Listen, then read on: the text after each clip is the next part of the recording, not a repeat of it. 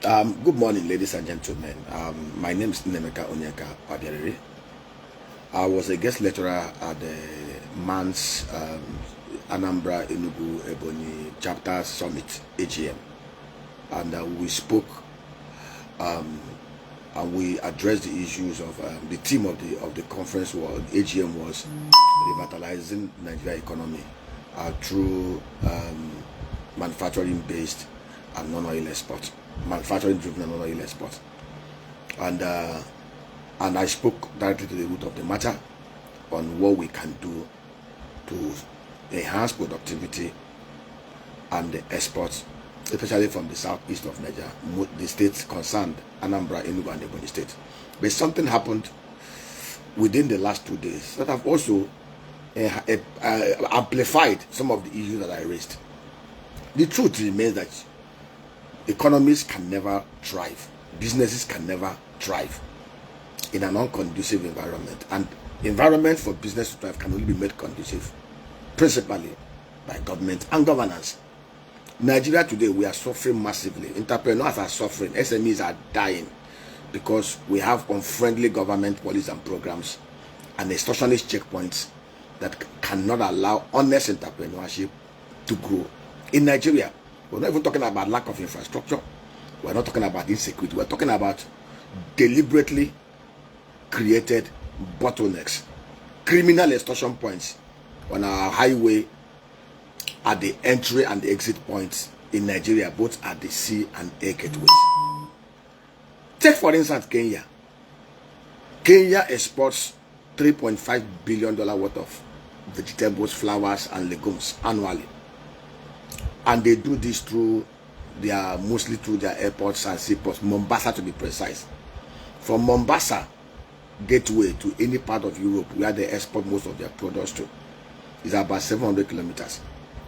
From Nnamdi Azikiwe Airport, Abuja, from Murtala Mohammed Airport, Lagos, from Desmond Mbakwe International Airport, or any other exit point out of Nigeria to any part of Europe is less than 6,500 kilometers. So it's actually faster and easier to move goods from Nigeria than from Kenya to Europe. But why are we not exporting? Why do cargoes come into Nigeria from the seaport, from the airport, and go back empty? Because of the challenges we have. It has nothing to do with entrepreneurship or lack of entrepreneurs doing the right things in Nigeria. It has everything to do with governments refusing to play their role. And I said it, some of the biggest NNPC is public sector owned. It's not working efficiently and it's a cesspool pit of corruption because those in power have refused over the last 25 years to do the right things. Now let me give you an example. We have a rice mill sited at Cardinal Road in Abuja. Sited there because we have access, nearness to raw materials. We localize manufacturing businesses where there is source of raw materials. And what are the source of raw materials? Massive paddy rice coming from Nasarawa, coming from Kaduna, coming from Niger State, to that point. And we produce 50 kg bag of rice from the farm to the milling gate at about 62, 63, 64,000 naira. We're talking about properly parboiled, double distone and polished rice. The kind of quality rice that compare with anything you can import from Thailand or from anywhere around the world. But this rice ends up being sold at 100,000, 90,000, 105,000 to the end consumers because the added 40 naira, 35 to 40 naira costs are costs associated with bad roads, high cost of transportation, and the criminal extortion points along the road. We moved 850 bags of rice from our milling point. The driver moved smoothly until he got to after Benue. Immediately we got to Soka. That was where the extortion point started. From the Enugu end alone, we have receipts, we have levies, certificated levies, 125,000.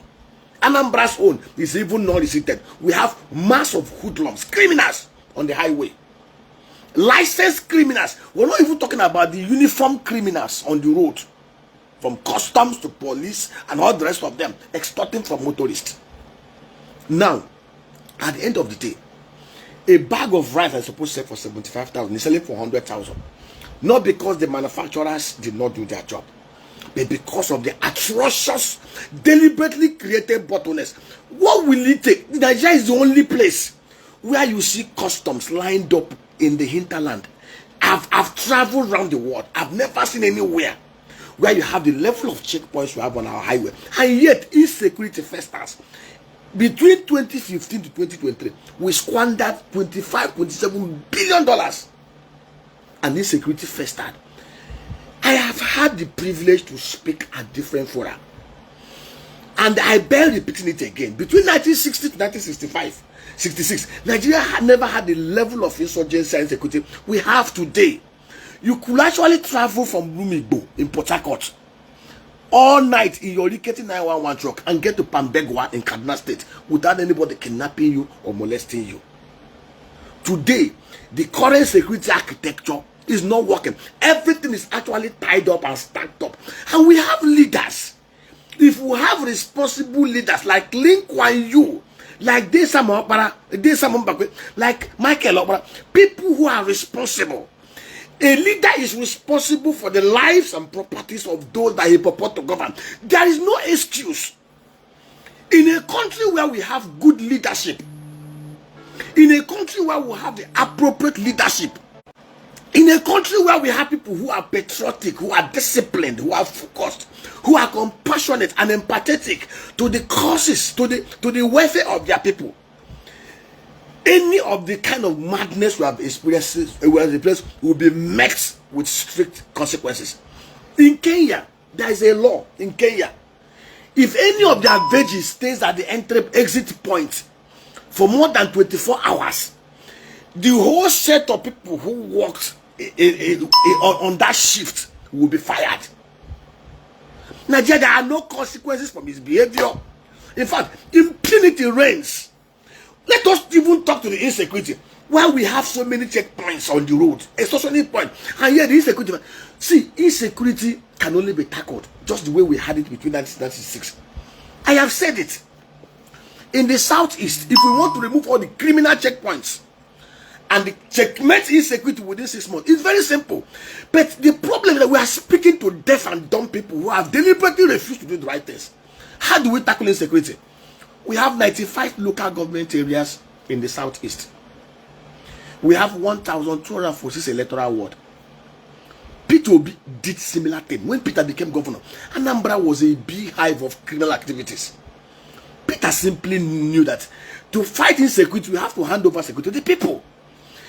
Peter understood the fact that every community knows the good, the bad, and the ugly. And Peter knows that lawful terror deters unlawful terror. What did Peter do? And what we can even modify it. Peter went to the communities, give me your sons who you trust. The communities gave him 50 sons. Peter went to Innocent, give me 177 trucks for this, give me motorcycles. Peter got permission from Yadua to arm them. And every community gated their community. Peter had the state assembly, that were even no opposition party, to pass a law. If your house is used to house a criminal victim, you will lose it. Your forest, you will lose it. And Peter got the army with the permission of Yadua to clear the evil forest. For 5 years under Peter Obi, Anambra was voted the most secure state in Nigeria. When Masob was having their madness in Imo State, they couldn't enter Anambra because Peter stopped that madness. Now, what do we do?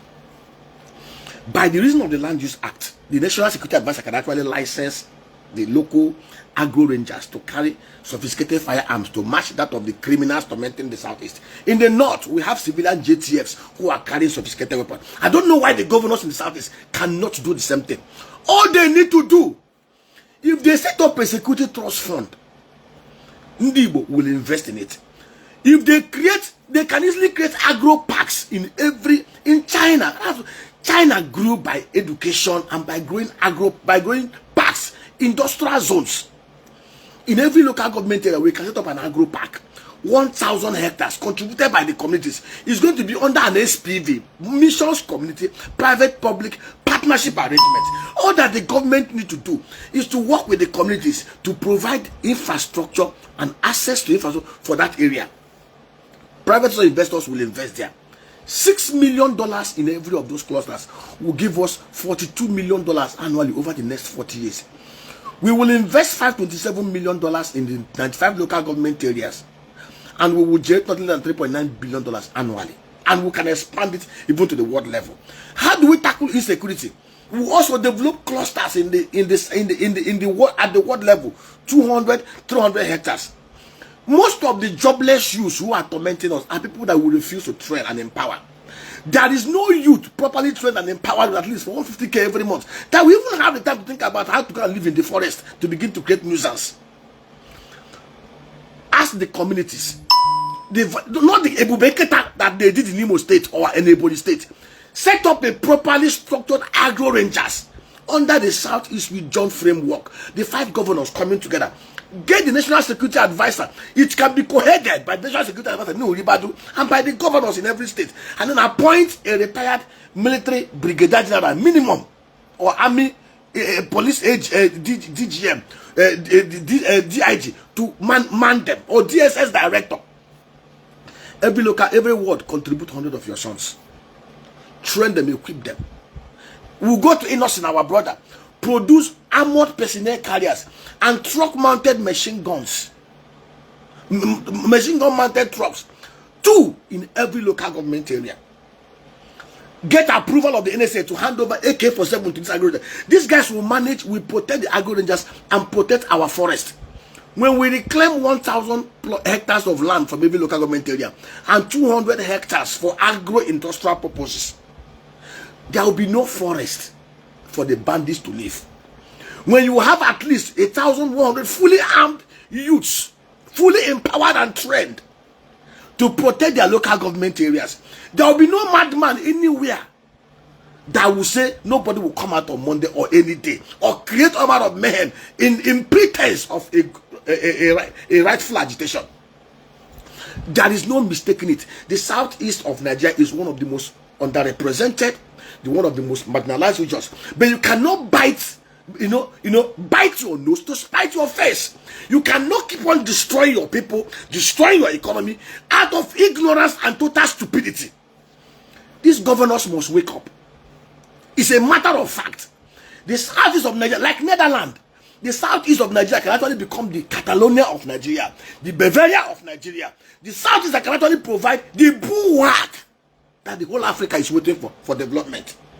But we need to speak straight to the governors. These governors are not doing anything. See, let me tell you, if a majority of us actually have the slightest and faintest clue of what the parameters for measuring good governance is, we will not rate any of the governors in the south anything above 40%.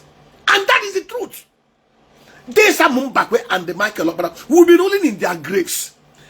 The kind of things we celebrate as good governance are things that are so too mediocre. Ask this question. In 4 years, Mbakwe built 22 corporations. Mbakwe built more university. Mbakwe built more airport. Mbakwe built Concord Hotel, Eniba Hotel. Mbakwe did a poultry farm. Mbakwe did golden chicken okwa. Mbakwe set up powers in Morocco. Mbakwe did aluminum spectre factories in 2 places.